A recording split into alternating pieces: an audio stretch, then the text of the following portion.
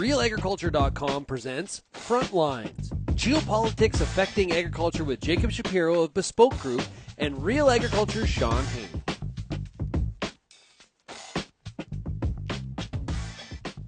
It's time for another episode of the Frontlines podcast with Shaun Haney and Jacob Shapiro. Of course, Jacob Shapiro with the Bespoke Group based in New Orleans, Louisiana. How are we doing today, Jacob? We're doing good, Shaun. We're trying to keep our heads straight. We're trying to keep our kids alive, trying to keep our clients happy, you know? Yeah.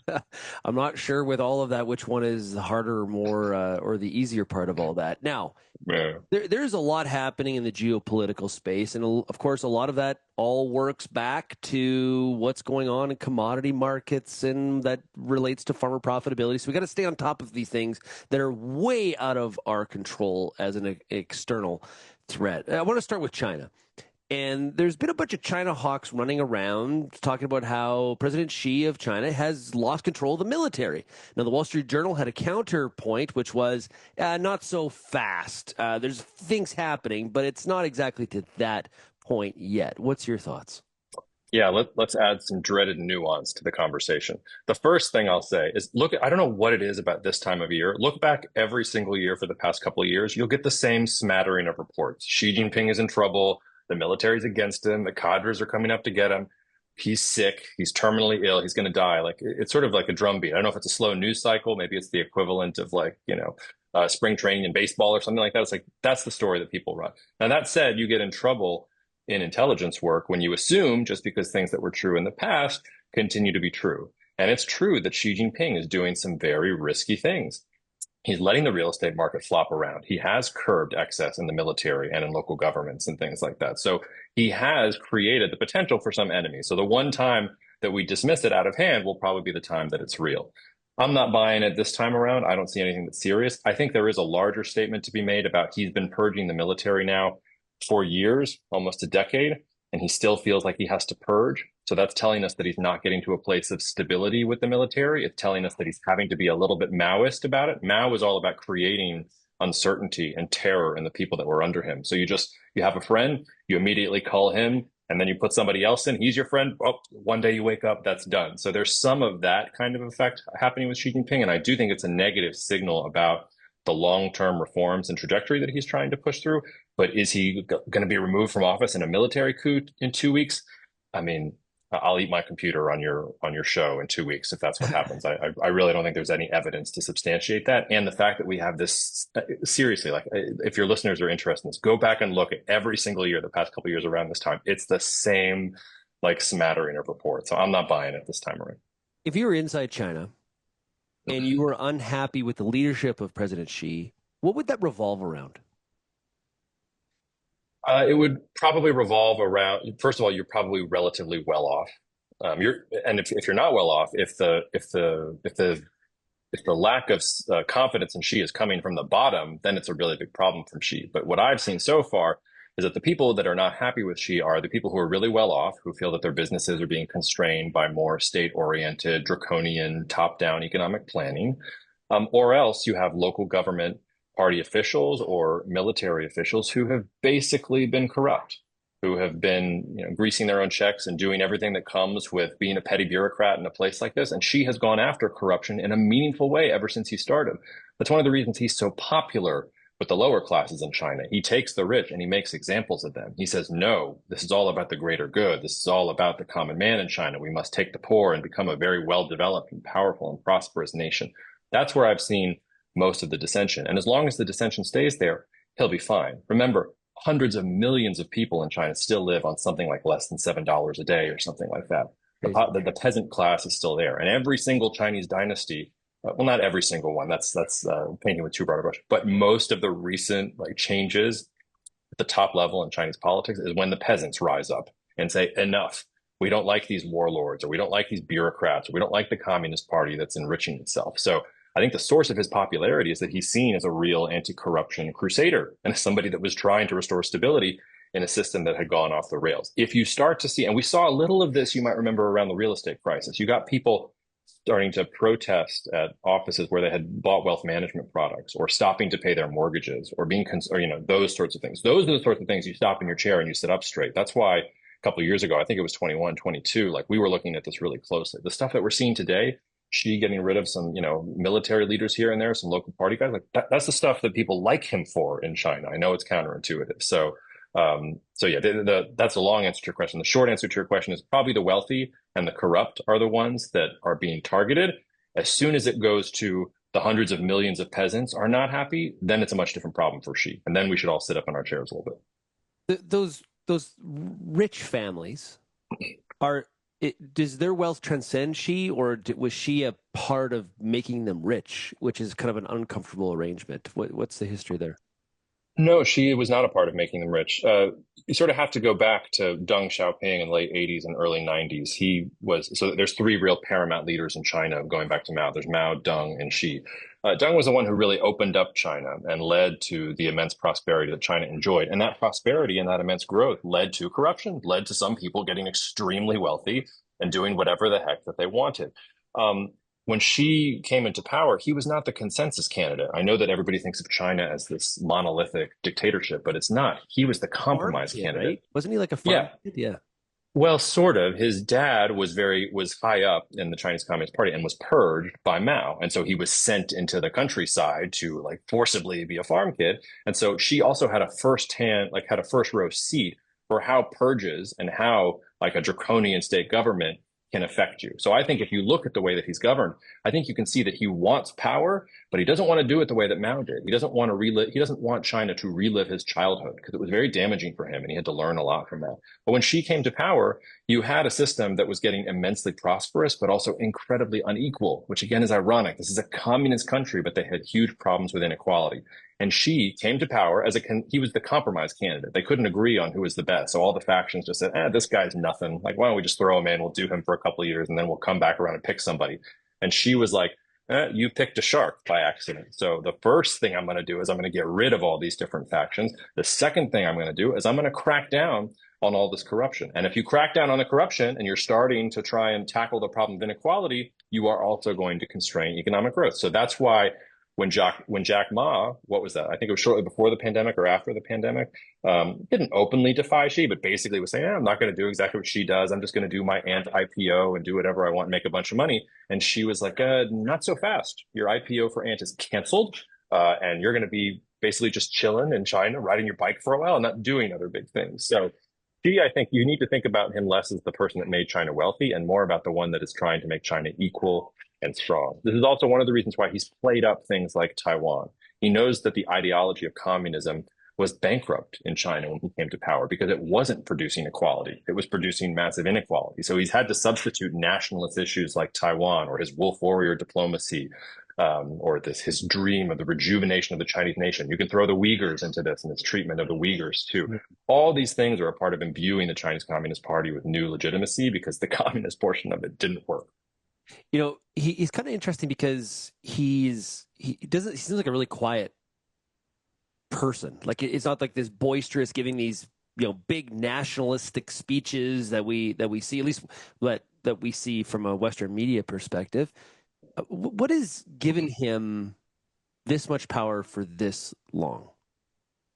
He may not be giving the big speeches, but he's very prolific. I mean, I think Mao had the little red book. Xi has an equivalent of like 10 little red books now. Like he's always putting out massive papers and everybody has to do what Xi says.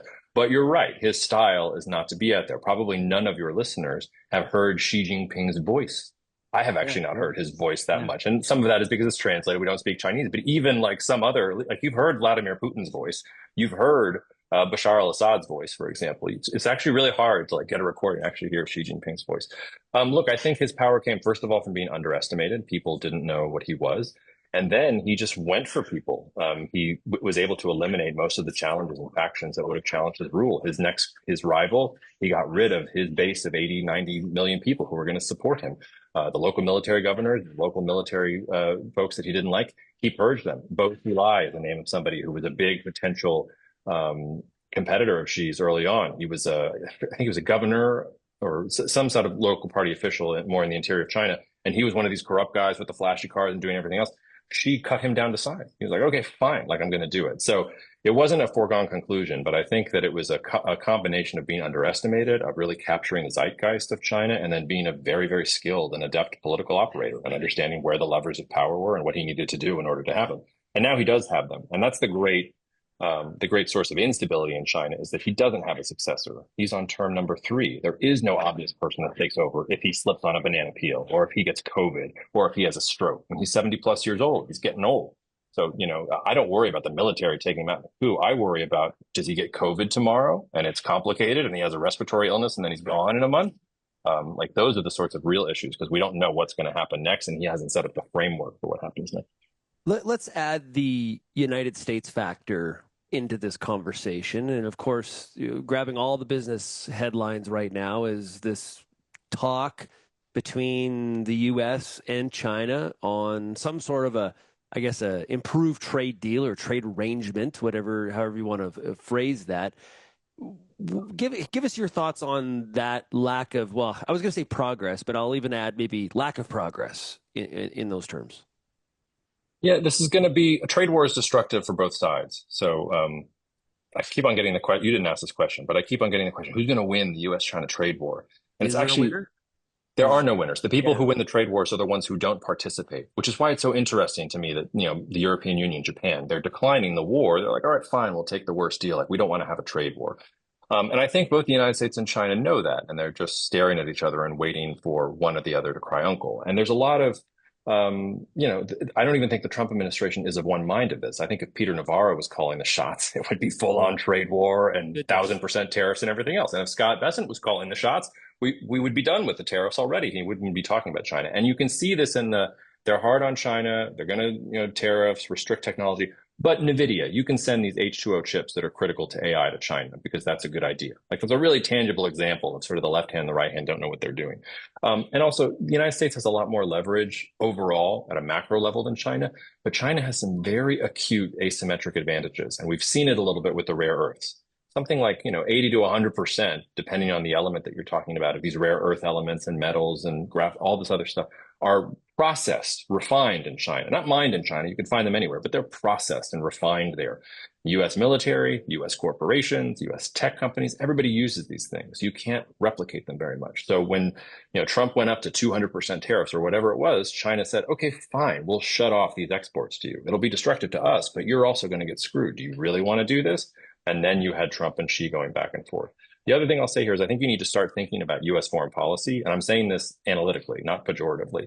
Like analyze it as a reality TV show, not as foreign policy, and it will all make a little bit more sense. Like I think Trump is trying to create these very manicured outcomes that allow him to grandstand and have a PR victory, things like that. China's doing the exact opposite. China's playing a very long game. They're like, okay, fine, you want to do this? Like you can take credit for it, but we haven't actually changed anything that you wanted. And we're still doing all the things that we're going to do. I saw a great chart this morning of U.S. soybean exports to China. I've been saying this for years now, telling U.S. farmers you cannot depend on the Chinese market in the long run. Like, people rolling my eyes and being like, no, we just have to force them in. Trump's the guy who's going to open the market. He didn't. Like those numbers are falling precipitously year after year. And it's just going. So I fully expect there, Shaun, to be a deal by the end of the year. Much fanfare. Xi and Trump sharing another piece of chocolate cake, even at Mar-a-Lago, and Trump declaring victory. I was tough. I was the guy who was able to bring China to heel. And it will lead to absolutely nothing, except that China gets what it wants and the United States gets some kind of PR deal. I think that's the direction that we're headed, right? So my perception is exactly what you just said, is that we have these delays. We've agreed to extend, we had this meeting in Switzerland and we agreed that we're going to continue talking, and it's like, when? and the market says stability, and we go on. And it's, I guess it feels just like you said, sort of like a trajectory of just another chapter in the book to get us to the ultimate conclusion, which will be China maybe saying they're going to buy a little bit of LNG, and maybe there's going to be some sort of sale of a few other commodities. It seems like in all of this, if you look at Japan, EU, the UK, it's really about automobiles, planes, and energy. The rest is kind of on the periphery, and it's the president and the White House negotiating kind of, they're not trade deals, they're sales contracts. Yeah, basically. Yeah, I think that's exactly right. The United States, I think, is thinking that it can use all of this leverage with China, but China also has leverage. The United States does not make things anymore. These economies are inextricably linked with each other. It would be disastrous for the United States if it fought a real trade war with China, just like it would be disastrous for China if all trade with the United States was cut off. Neither side can handle it. So both sides are trying to protect critical industries like AI or solar, things that they think are going to be critical to the future of like geopolitical power, but then keep the trade going as much as possible. Now China's doing that and then also saying, okay, but we don't want to be here in 5 years. So we're going to vertically integrate our own semiconductor capacity and we're going to start buying food from other places and we're going to make sure we're not dependent on the West for technology or capital or any of these other things. While the US is selling Trump meme coin. Like that's the level at which strategy is happening here. So both are playing this game about short-term save face deals to keep economic relations going. But the Chinese are saying in 10 years, we don't want to be here. And the United States, after they get the deal, is taking a victory lap and congratulating itself. And it's not going to show up over 2 years, maybe not even over 5 years. But in the long run, this is going to be better for China than it is for the United States, unless the United States wakes up. This is another ironic thing. There's a playbook for this. The Trump administration wrote it itself. Do we remember Operation Warp Speed? It's the most impressive thing the Trump administration did, either term one or term two. And if they came out tomorrow and said, we want Operation Warp Speed for semiconductors, shipbuilding, drones, and biotech, and it's 1,000% tariffs on everything in China that is in those sectors, and we're going full throttle, none of this Doge fiscal austerity stuff, like warp speed on these things, second space race type of activity. The United States is still in a position where it could leave the world in the dust. That's not what they're doing. They're doing the short-term stuff. And then once they do the short-term stuff, they're thinking, we are the most powerful. We're great. And I think long-term, that's not going to work.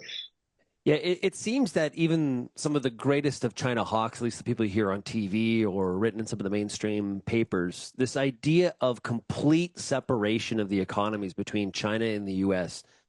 doesn't seem to be ideal for either of them. They both benefit from, even though there's ideological differences and there are nefarious things that we could point towards China. What I'm wondering here is that all this attention on China and companies trying to adjust to it has opened up people's eyes to a country like India, where more iPhones are made in India than they're made actually in China.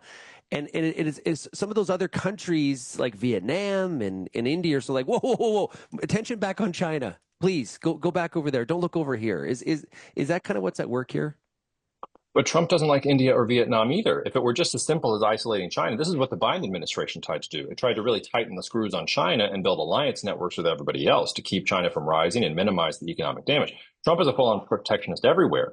You might remember Vietnam. Vietnam thought it had a deal, and Trump came out and announced that it wasn't the deal that they thought that they had on tariffs, even though they approved some golf course for him or something like that. India is what, on their fifth round of trade talks? The deadline is August 1st. They still haven't got it. And apparently the holdup is that the U.S. government wants access to the dairy market inside of India, which, I mean, maybe India is going to give that. Based on what I know about India, there's no way they're going to lay down on that. That would be disastrous from a socioeconomic perspective in India and its own dairy industry going forward.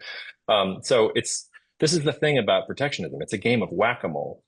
So if, let's say you do isolate China, it's not coming back to the United States. We're not making those things in the United States again. They're just going to be made in Vietnam and India. And the thing about Trump is he's shown that once they go to Vietnam and India, he's not happy. He's not going to be happy until these things are made in the United States. And they're not going to be made in the United States. They're just not. It's too expensive. We don't have the know-how. If you want children's ibuprofen in the United States, you need China in the supply chain. If you want toys for your kid at Christmas time, you need China in the supply chain. If you want to listen to this podcast or whatever device that you're listening on with the gadgets that you're doing with, you need China in the supply chain. And nobody's going to replicate that or replace that.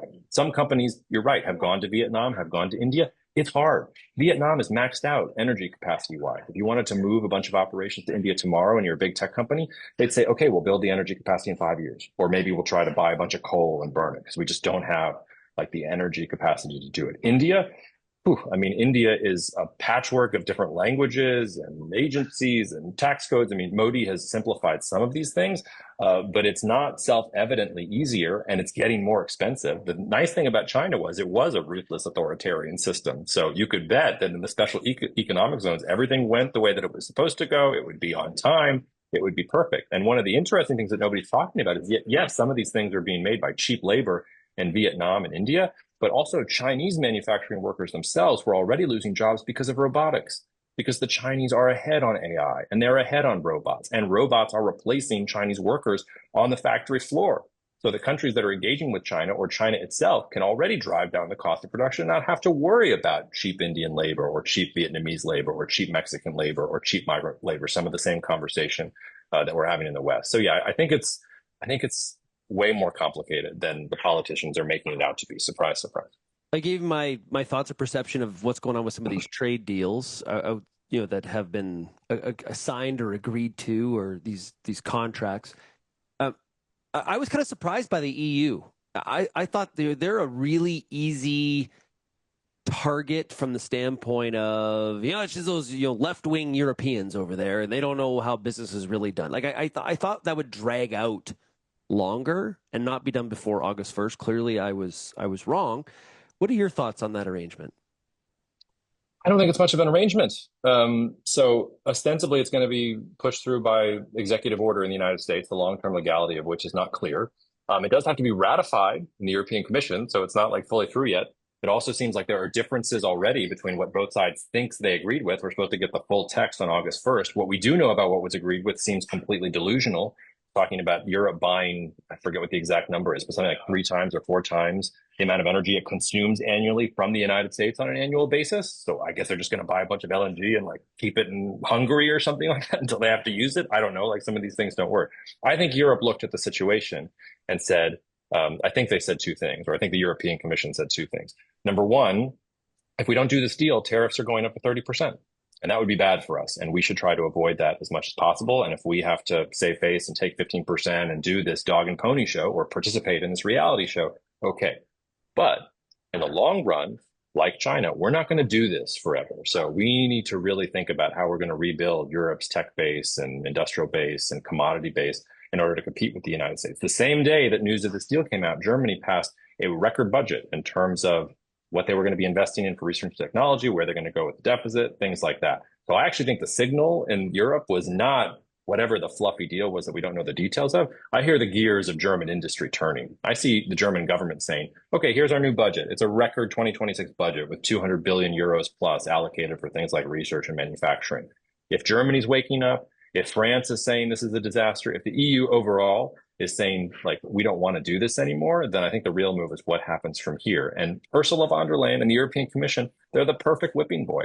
Keep in mind, like, Europeans themselves are criticizing the European Commission for being too weak, too puny. It would be actually more disturbing from the long-term perspective if they were mad at Europe for being too strong, if they just wanted the trade deal. You've got European voices like the French Prime Minister saying this was weak. We cannot do this in the future. So I think you've got a short-term loss because Europe in the short term, like, let's not sugarcoat it, is screwed. They bet their physical security on the United States. They bet their energy security on Russia. They bet their economic security via exports on China. Every single one of those things is off. So they have to rebuild their economic policy and their energy policy and their security policy. So it's going to be a tough couple of years. And whatever Trump says in the short term, they're probably going to say yes because they want to avoid the worst case scenario. But I do think that this will wake the Europeans up going forward. We're still waiting for some of the countries to ratify CETA, which was free trade agreement between the EU and Canada. And we're like many years past when that first was signed. So I think there's a lot of truth there. What about Canada and Mexico? Left to last, there's a number of different ways to I guess perceive that. Are you surprised left to last, essentially? And what do you think the outcome is here? Well, it's only left to last because we're talking in July 2025. If we're still doing the global tariff reality show in July 2026, which is when some of this USMCA stuff has to get done, then you might say that Canada and Mexico came first. But that's the real point. I think you have to treat Canada and Mexico differently. They're in the USMCA. I think the Trump administration thinks about the USMCA differently, and Canada and Mexico have different relations with the United States. 80% of Canadian trade and Mexican trade is with the United States. So you don't have a heck of a whole lot of leverage there. Ironically, the USMCA was, of course, renegotiated by Trump. He didn't do a particularly good job, so it actually was better for Canada and Mexico. He's now trying to fix that, and then he'll slap his name on it when he's happy. So I think the U.S., Mexico, Canada relationship is all about the USMCA renegotiation. I think it'll drag out until summer 2026. I would be shocked if say the USMCA collapsed, or if there wasn't some kind of broader understanding between Canada and Mexico, because that would be truly disastrous for the United States. Um, Leaving aside, you can agree with the trade war or not agree with the trade war. You can make a good faith intellectual case. I think both cases about we need to disconnect from China. We need to be more vertically integrated. We can't depend on the European. Like, fine. Like, I can argue all of those. What I can't argue is that you're going to do that, and you're also going to give the middle finger to Canada and Mexico. Because if you do all that, you need Canada and Mexico. You need Mexican labor. You need Mexican manufacturing. You need the Canadian market. You need Canada's help. You even need their energy. Like, it does not work to take on the rest of the world and say, and we're also going to treat Canada and Mexico like that. So I'm sticking to it. I think a deal gets done because a deal not getting done is extremely stupid. I don't think Trump is stupid. Yeah, but it's interesting that in some of the foreign relation situations that have transpired since January, I've noticed that President Trump doesn't look at like he looks at all the countries kind of the same in some ways, where it's not like, well, it's you having an agreement with Europe would be better than aligning with China. He doesn't see the alliances. He sort of just sees that all these are just kind of chess pieces, and they're kind of mutually exclusive, or at least that's the perception he gives off.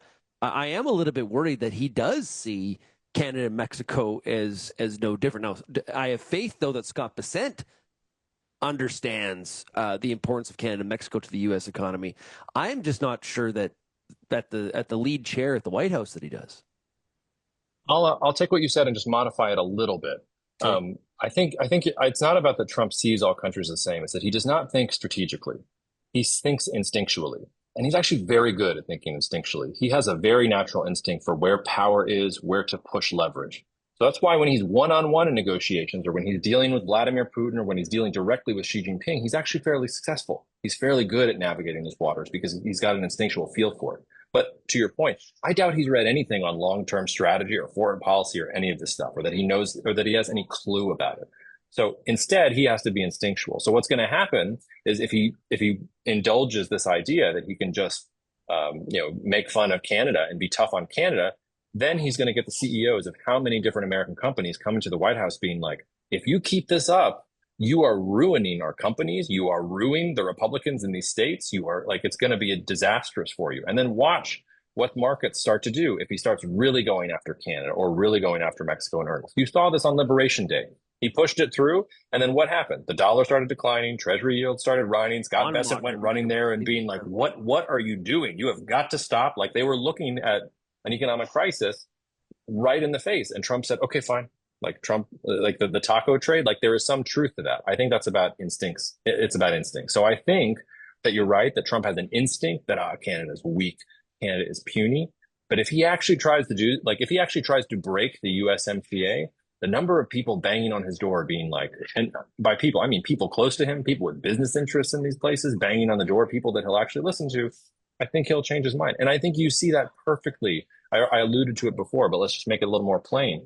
The United States was trying to limit U.S. semiconductor exports to China because AI is the future of geopolitical competition, and we want to be the best at AI. We don't want them to be the best. We have the best chips, so let's restrict exports of those chips. Then the NVIDIA CEO is at that Gulf Investment Conference in Saudi Arabia. He's on the stage with Trump and everybody else there. Lo and behold, a month or two later, there's an exception for the AI chips that NVIDIA ships so that they can export them to China. No doubt, because NVIDIA went to Trump and said, you're going to kill our company if you cut off exports to China. We can't live with it. So if you want to be at the head of AI and you want NVIDIA to be here, like, you're going to have to be a little bit, like, you're going to have to rein it in, President Trump. And he did. So I think you're right. I think he's not strategic, and I think that means bad things long term. I think he's instinctual. I think if he tries to mess with Canada and Mexico, like I said, markets are going to revolt, his cronies are going to revolt, his cabinet's going to revolt. The United States needs Canada and Mexico. Canada and Mexico need the United States more, so you're going to have to do what the United States says. Sorry to say it, but the United States cannot throw the baby out with the bathwater. Like, markets will revolt if he tries to break the USMCA. Well, I think there's a lot of debate in Canada and Mexico. Like, okay, do you do what the UK did, where it's just basically like, okay, we'll agree to some stuff and get out of get the bullseye off our back. But I've heard other people saying, Canada and Mexico need to drag this out as long as possible, which has some market uncertainty attached to it as a consequence. What are your thoughts on the best strategy for Canada and Mexico? Yeah, the UK doesn't have 80% of its trade going with the United States. So I don't think that's an option. I think it would just be catastrophic for Mexico and Canada if you go the wrong way. I think Claudia Sheinbaum has the right idea. I think she's being placating and diplomatic wherever she can. And she, whether it's on fentanyl or the border or anything that is not part of the actual treaty itself, she's like, fine, do it. We want to do whatever you want, Mr. Trump. We want to be your best friend. We want to do whatever is in U.S. interest. So if I'm Mexico and Canada, do exactly what you did in the first round of the USMCA negotiation. Be nice to Trump. Do all the stuff that doesn't get into the treaty. So stuff that can go away as soon as there's a new president, and try to keep the treaty as much in your favor as possible, and understand that like there's trade-offs there for the United States to make as well. And probably just like in the first term, like Trump does not have an incredible team of brilliant negotiators for all the different committees and things like that. He's top down. He doesn't have that deep bench of expertise. So say yes to the meaningless stuff, drive a hard bargain in the actual committee negotiations for USMCA and get a deal done. That's what I would say. Canada, I get why Canada's mad. You should be mad. If I was Canadian, I would be pissed off at the way that the Trump administration is treating Canada, but I don't think it's going to get you anything in the long run. I think you're exactly right. Like bend on the stuff that doesn't matter, even if it feels gross and odious. Get the USMCA back in place, and go forward. Go forward from there. Yeah, I think one of the items, if you look at that EU and the Japan deal, this sovereign wealth fund that the president is interested in building, I think that might be an example longer term where we're like, I don't know what this was about. And I have thought the political issues that Mark Carney would be creating for himself if all of a sudden he announced, Canada's going to invest $800 billion in the United States. At the same time, where Canadians are pushing the Liberal government to do some nation building projects as a counter strategy to some of the trade issues with the U.S., it would be bizarre if he made that kind of announcement before he made some big project announcements in Canada. It really puts him in a bit of a bind here. It's a reality TV show. It would cost Carney nothing to come out and say, okay, we're going to invest $800 billion in the United States. He doesn't have to spend a dime of that if he doesn't want to. It's not in a treaty. There's no guarantee. He doesn't have to wire the money the next day. But if he wants to come out and say, we believe in America, we want to take the $800 billion and put that in the United States, why not?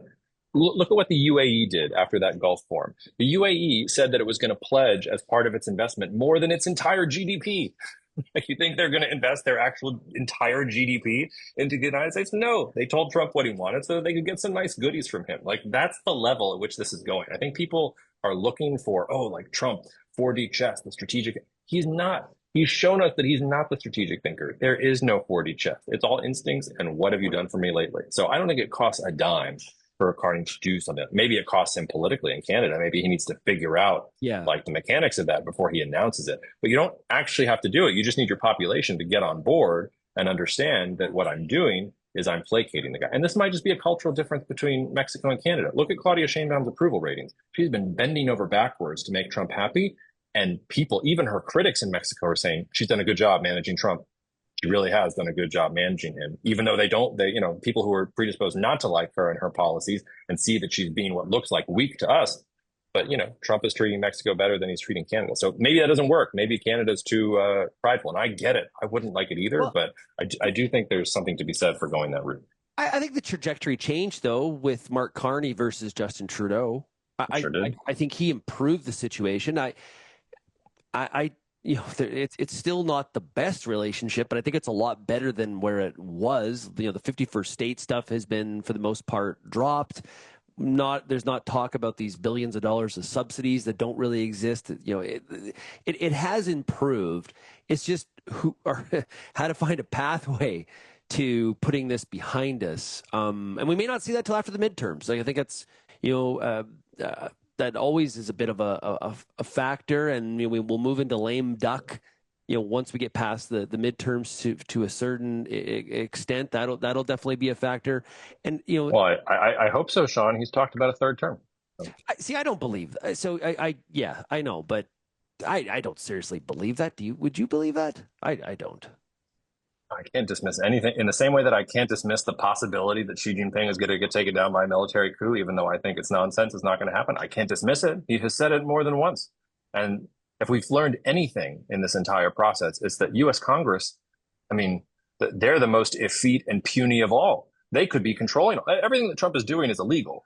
Like all Congress has to do is say, the power for taxes and tariffs is with Congress. So no, thank you, Mr. President. Why don't you come to us and do the way that policy was done in the 1800s, which is you have to ask Congress's permission before you do these things. That's all it would take for Congress to like completely shut this down. But Congress is laying down like a dog, and there's no real opposition that I can see. So do I think it's going to happen?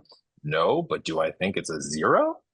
No, I don't think it's a zero at all. And it gets to the question of mindset. It doesn't ultimately, it doesn't matter whether we think it's realistic or not. Does Donald Trump think it is realistic? Does he think he's getting a third term, or does he think he gets to slot in Don Jr. or Ivanka in a third term and be the power behind the throne? It seems to me that he's thinking that way, even if it's not going to happen. He certainly thought that way after the first term. He thought he could overturn the results of that election. I've gotten flack from some people for saying that, but like, call January 6th what it was. It was an attempt to overthrow the results of a democratic election. Like he tried to do that. There's no like ifs, ands, or buts about that. So the idea that he doesn't think he can get a third term, sure, I think he thinks he can get a third term. It's a reality TV show for him. Like, like just let that sink in. And again, I don't mean that pejoratively. I can argue the pros and cons of a lot of different policies, but it sort of dawned on me 2 weeks ago. Like all of this makes way more sense if you think of it as a TV show and not as U.S. foreign policy. Yeah, the Don Jr. scenario definitely does, I think, hold some weight, and I think there's a lot of possibility to that for sure. Hey, Jacob, this has been outstanding. Really do appreciate it. Stay cool there in the warm days of New Orleans, okay? Yeah, there's no staying cool in New Orleans in July, but I appreciate it. Yeah, great stuff. Hey, if you have any feedback, anybody, questions, comments, thoughts on what we talked about here today, we'd love your feedback. shaney@realagriculture.com is my email. Jacob, if people want to get a hold of you at Bespoke Group, how do they do so? Easiest place to get to me is just jacob@jacobshapiro.com, or you can find, the podcast, Jacob Shapiro Podcast, or find me on X or Twitter, whatever we're supposed to call it. I'm not a hard man to find. If you want to talk, just look for Jacob Shapiro. No relation to Ben, just a reminder there. If you're going to look for Ben, you're in the wrong place. Great stuff. Okay, we'll talk to you again soon.